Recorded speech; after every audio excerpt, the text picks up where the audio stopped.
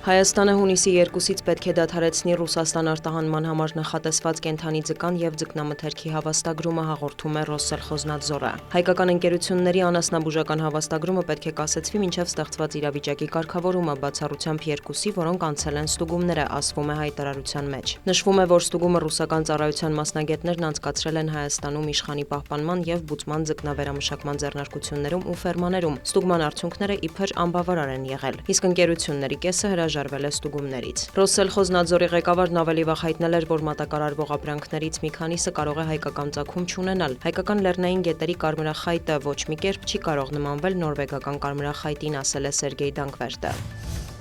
Հայաստանում գազի հետ կապված կարող է բարդ իրավիճակ ստեղծվել։ Ռուսաստանը չի ցանկանում, որ նման բան տեղի ունենա, հայտարարել է Ռուսաստանի փոխվարչապետ Ալեքսեյ Օվերչուկը։ Նրանք պետք է նայեն քարտեզին եւ տեսնեն, թե որ խողովակաշարերն են դեռևս գործում, եւ անմիջապես կտեսնեն, թե որտեղից են ստանալու ռուսական գազը, հաշվի առնելով 30% արտահանման մաքսատուրքը, դա կլինի շուկայական գինը։ Հետևաբար իրավիճակը Հայաստանում կբարդանա, հավելել է պաշտոնյան։ Օվերչուկը հայտարարել է, թե Հայաստանը ռուսական գազից բացի այլ գազ երբեք չի ունենա։ Ավելի վաղ Ռուսաստանի տնտեսական զարգացման նախարար Մաքսիմ Ռեշետնիկովը մեկնաբանելով Հայաստանից Ռուսաստան որոշ ապրանքատեսակների, այդ թվում գյուղատնտեսական մթերքների ներմուծման սահմանափակումը, նշել էր, թե գազի հետ կապված հարցերը շատ ավելի զգայուն կլինեն։ Նա կրկնել էր, թե Երևանի ընտրած կուրսը կարող է խանգարել ԵԱՏՄ-ին Հայաստանի հետագա անդամակցությանը։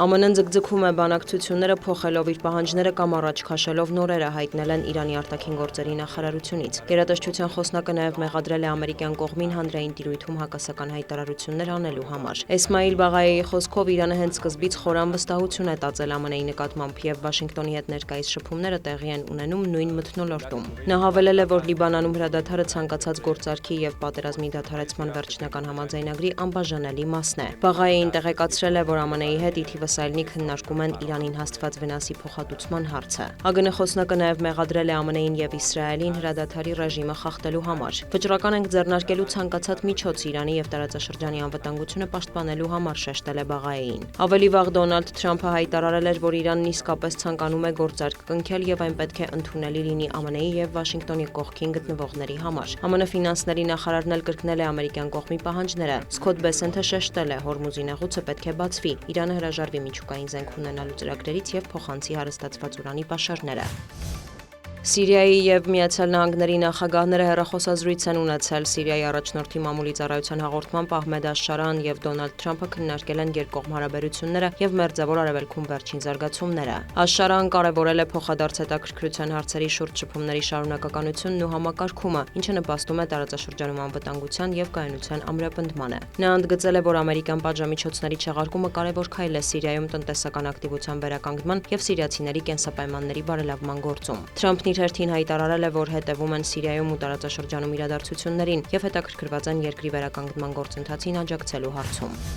Ֆրանսիայի ռազմածովային ուժերը բրիտանական և այլ գործընկերների աջակցությամբ Ատլանտյան օվկիանոսում կալանել են Ռուսաստանից ուղևորվող և միջազգային պատժամիջոցների տակ գտնվող հերթական նավթային լցանավը, հայտնել է Ֆրանսիայի նախագահը։ Էմանուել Մակրոնը նշել է, որ գործողությունն իրականացվել է ծովային իրավունքի նորմերին համապատասխան։ Անընդունելի է, որ նավերը շրջանցեն միջազգային պատժամիջոցները, ֆինանսավորեն Ուկրաինայի դեմ Ռուսաստանի վարած պատերազմը, սպառնալիք ներկայացնեն շրջակա միջավայրի և համաշխարհային անվտանգության համար, մանրամասնել է Մակրոնը։ Կրեմլից արձագանքել են Ռուսաստանի նախագահի մամուլի քարտուղար Դմիտրի Պեսկովը հայտարարել է, որ ֆրանսիական իշխանությունների կողմից լցանավի կալանումն անօրինական է և հավասարազոր է ծովահենության։ Դիանա Գասպարյան, լուրեր։